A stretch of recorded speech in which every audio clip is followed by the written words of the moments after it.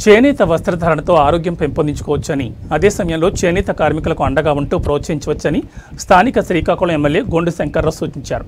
11వ జాతీయ చేనేత దినోత్సవాన్ని పురస్కరించుకుని బాపూజీ కళామందిర్లో ఏర్పాటు చేసిన వేడుకల్లో ముఖ్య అతిథిగా పాల్గొన్న ఎమ్మెల్యే మాట్లాడుతూ చేనేత వస్త్రధారణతో మానసిక ప్రశాంతత, ఆరోగ్యం లభిస్తాయని, అదేవిధంగా చేనేత వస్త్రాల కొనుగోలుతో చేనేత కార్మికులు అభివృద్ధి చెందే అవకాశం ఉందని వివరించారు. బ్రిటిష్ టైంలో విదేశీ వస్త్ర బహిష్కరణ నినాదంతో బాపూజీ తర్వాత రాష్ట్రంలో ప్రగడ కోటయ్య అనేక ఉద్యమాలు చేసి చేనేతలను ప్రోత్సహించారని గుర్తు చేశారు. అణగారిపోతున్న చేనేత రంగాన్ని ఆదుకోవాలనే ఉద్దేశంతో కూడు గూడు గుడ్డ నినాదంతో స్వర్గీయ ఎన్టీ రామారావు చేనేత కార్మికులను ఆదుకున్నారని తెలిపారు.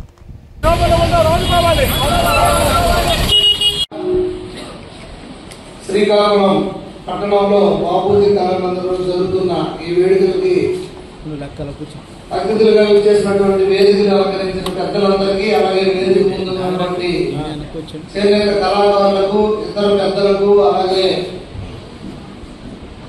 మీడియా మిత్రులకు అందరూ కూడా పేరు పేరున నా హృదయపూర్వక నమస్కారాలు, శుభాకాంక్షలు తెలియజేసుకుంటూ, చేనేత వస్త్రం అనేది అనాదిగా వస్తున్నటువంటి వృత్తి. దీన్ని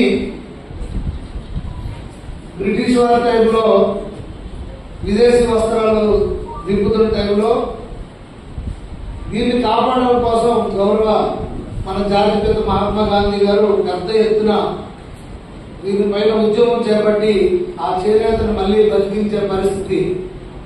దాని తర్వాత ప్రగడ కోటయ్య గారు ఈ చేనేత కార్మికులకు సంబంధించి ప్రత్యేకించి యాక్టులు కానీ, అలాగే వాళ్ళకి సబ్సిడీస్ కానీ అన్ని విషయాల్లో ఈ చేనేత వర్గాన్ని ఆదుకోవడంలో ఆయన చాలా వరకు కృషి చేసిన తరుణంలో మన రాష్ట్రానికి మళ్ళీ చేనేత ఉమ్మడి రాష్ట్రంలో అత్యధికంగా ఉన్నటువంటి చేనేత కళాకారులు కానీ కార్మికులు ఉన్నటువంటి ఉమ్మడి ఆంధ్రప్రదేశ్ లో ఈ రంగాన్ని మళ్ళీ ఆదుకోవాలనే పెద్ద ఉద్దేశంతో ఏ రోజైతే ఆ రోజు అన్న నందమూరి తారక రామారావు గారు కూడు గుడ్డ నీడ నినాదంతో పార్టీ పెట్టి ఆనాడు ప్రతి ఒక్కరికి కూడు ₹2 కిలో రైస్ ఇస్తూ, గూడు అని పక్కా ఇల్లు పాలనీస్ ఇస్తూ, గుడ్డ అని జనతా వస్త్రాలు ఇవ్వడం జరిగింది చేరాద్రోకి.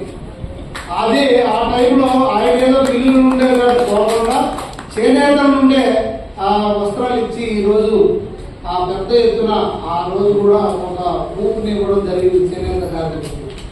తదనంతర కాలంలో